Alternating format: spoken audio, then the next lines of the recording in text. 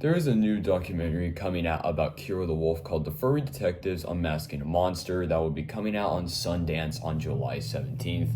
And I would like to say that I am very hyped for this. I've been watching the Kero Wolf situation from the sidelines for a very long time, ever since he first got exposed. I think Kero and Sappho were like my first exposes I ever saw, and Sappho actually got involved in. But the big thing here is that a lot of furries are mad about it.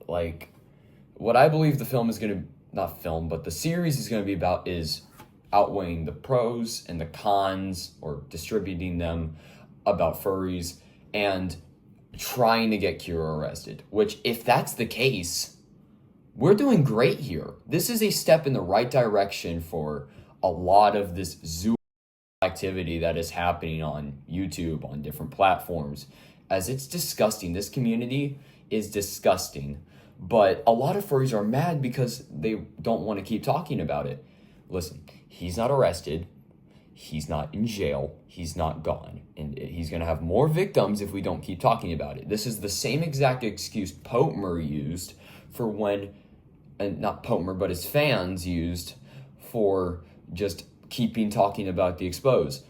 Because he's not in jail, he's not arrested, and yet he still can have more victims. He shouldn't even be on YouTube in the first place. But the big thing is that people are mad about the Kiro expose for this, and it's just like, why? This is good for your community, it's good for your thing, and it's good for your hobby, so why be so mad about it? So I'm going to go through a couple comments here, and we're going to disprove each one to reassure the issues that people are having with this new series coming out. Let's start off with this comment, which says that they used things of SF Pride 2024 and was completely unrelated to the documentary. So I'd like to explain that the audience that this is targeted to is people who like to watch documentaries, and mainly stuff like Oxygen Channel, which I personally love myself. And it seems like this is going to take a Woodstock 99 documentary style, which, if you've seen it, that's a great documentary. I recommend you go watch it if you haven't seen it. Jeez. And it seems like it's going to take that style, where they have to explain what a furry is. And the issue is, how the hell do you explain a fur column without showing one? Come on. Come on. If you need to explain something, you just don't show a black screen over it. Come on. This is not how that works. You have to show FurCon stuff. And that is why that is being added into the documentary, in my opinion. I'm pretty sure that's correct. Next up is a person saying, we do not claim zoo.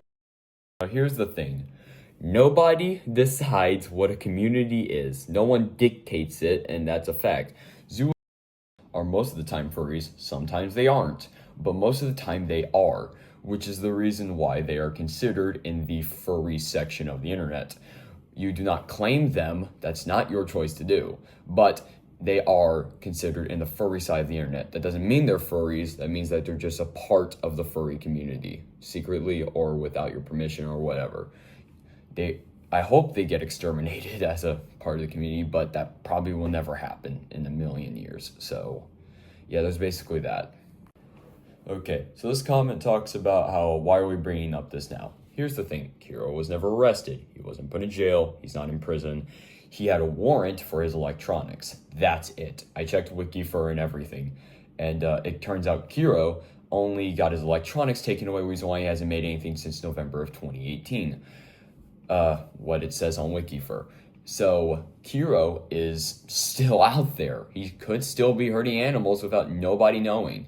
And that is not a good thing. So he should be arrested. Reason why this documentary is such a big thing, because if this gets big, Kiro could be gone for good. And that's a good damn thing if that happens. And I hope it does, because that would be a great thing to happen. So yeah, that basically explains why this comment is just garbage. Then we got this shithead who is saying that people should contact their lawyers who are at FS Pride 2024 because they're filmed without permission. Now, I usually don't get into legal stuff on this channel because I don't know that much, but I do know a little because, duh, it's part of my whole predator hunting thing. But there is something called expectation of privacy, and it states that you can film in public, basically. And it's the same reason they can film at concerts, venues, and these fur cons. It's the same reason. So that's the reason why they're able to use this footage, because it's under the expectation of privacy. It's okay to film in public. That's why people filming in public is a good thing, because we have that right. So expectation of privacy allows us to film in public, which gives us the whole reason why they're able to use this. Even if they tried to sue, nothing would happen. It would be thrown out as a case. Anyways, that's pretty much it. I'm very hyped for this documentary series, and I am definitely going to be watching what comes out on Sundance on July, I think, 12th, 13th.